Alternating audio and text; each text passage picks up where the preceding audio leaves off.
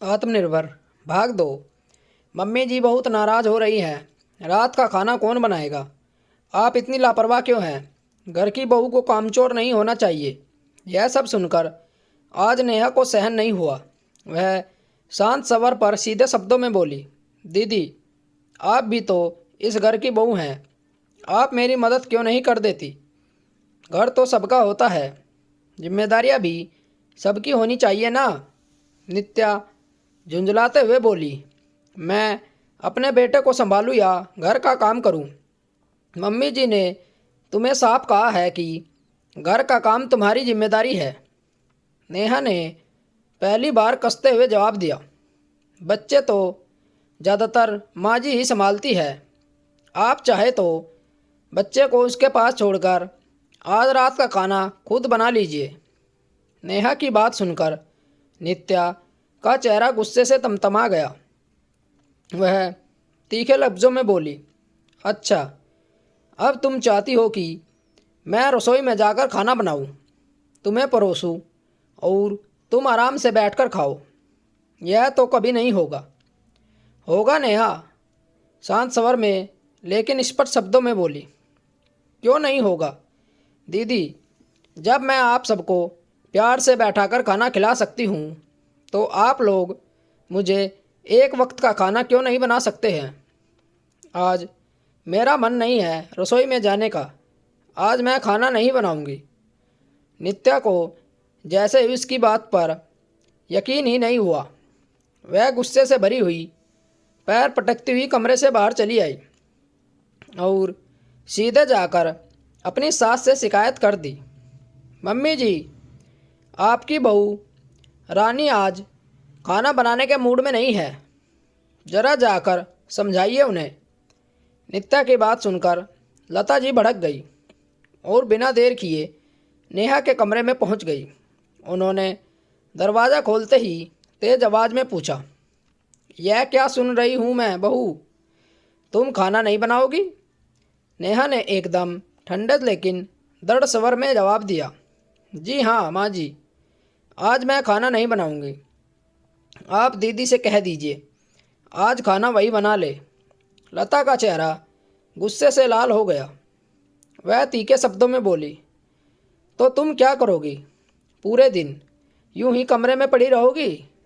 सच कहूँ तो तुम में एक भी गुण नहीं है जो एक अच्छी बहू में होना चाहिए। नेहा भी इस बार खुद को रोक नहीं पाई। उसने मजबूत और साफ शब्दों में कहा, मम्मी जी, आपने बिल्कुल सही कहा। ना मैं घर की बहू बनने के लायक हूँ और ना ही कोई काम करती हूँ। मैं तो दिन भर अपने कमरे में छुपी रहती हूँ ना। लता जी यह सुनकर कुछ पल के लिए चुप हो गई। उन्होंने महारान हैरानी से पूछा, बहू, तुम यह क्या कह रही हो? नेहा ने गहरी सांस लेकर लेकिन ठोस लहजे में जवाब दिया, जब मैं दिन भर मेहनत करने के बाद भी आपके लिए कामचोर लगती हूँ तो फिर यही सही। अब से मैं सुबह का नाश्ता तो बना दूँगी, लेकिन दोपहर का खाना मुझे दीदी की मदद चाहिए होगी और रात का खाना अकेले नहीं बनाऊँगी। मैं अब और बेवकूफ़ नहीं बनूँगी जो आपकी खुश रखने के लिए खुद को थकाती रहती हूँ और फिर आज बाहर सबके सामने मेरी बुराई करती हैं कि मैं कोई काम ही नहीं करती। नेहा की यह बात सुनकर लता जी बिल्कुल चुप हो गई। उन्हें समझ नहीं आ रहा था कि क्या कहे। वो गुस्से से कमरे से निकल गई और ज़ोर ज़ोर से चिल्लाने लगी, हे भगवान, देखो नई बहू मुझसे कैसे जुबान लड़ा रही है। अब तो यह कह रही है कि घर का कोई काम नहीं करेगी। उसी वक्त उसके ससुर जी वहाँ आ गए। उन्होंने स्थिति समझाते हुए ठंडे दिमाग से कहा, इतना गुस्सा क्यों कर रही हो? तुम ही तो सबसे शिकायत करती रहती हो कि छोटी बहू कोई काम नहीं करती है। अब जब कि वो कह रही है कि थोड़ा काम बांट लो तो चिल्ला क्यों रही हो? जब तक उसे झेल रही थी तो अब भी झेल लो। अशोक सिंह ने लता जी की ओर देखते हुए एक गहरी आवाज़ में कहा, मैं खुद कई बार तुम्हारे मुंह से सुन चुका हूँ। तुम लोगों से छोटी बहू की शिकायत करती हो। मैंने तुम्हें कितनी बार समझाया कि बहू की झूठी शिकायत मत किया करो, लेकिन तुमने कभी मेरी बात ही नहीं मानी। अच्छा हुआ जो आज बहू ने खुद ही के लिए आवाज़ उठाई। अब शायद तुम्हें भी समझ आ जाएगा। लता जी कुछ नहीं बोली। थोड़ी देर बाद उन्होंने बहू नित्या से कहा, बहू आज डिनर तुम ही बना लो, नहीं तो सबको भूखा रहना पड़ेगा। नित्या ने थोड़ा मुंह बनाया, लेकिन चुपचाप रसोई की तरफ चली गई, क्योंकि उसे पता था कि ऑफिस से आने के बाद उसके पति को भूख लगी होगी। अशोक जी ने अपने पोते को गोद में ले लिया और खेलने लगे ताकि नित्या को परेशानी न हो। नित्या रसोई में गुस्से से बर्तन पटकते हुए काम कर रही थी। आवाज़ इतनी तेज थी कि लता जी से रहा नहीं गया। वह भी रसोई में चली गई और नित्या की मदद करने लगी।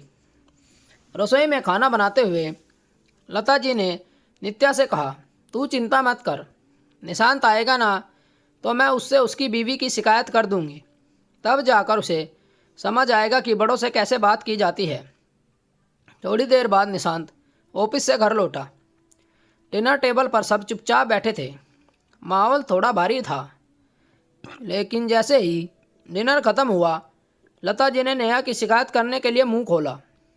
उससे पहले ही निशांत मुस्कुराते हुए आवाज़ लगाई, नेहा ज़रा इधर आना, तुम्हारे लिए एक सरप्राइज़ है। नेहा थोड़ा हैरान हो गई, लेकिन धीरे धीरे चलकर निशांत के पास आई। निशांत ने आगे कहा, अभी थोड़ी देर पहले मेरे बॉस का फ़ोन आया था।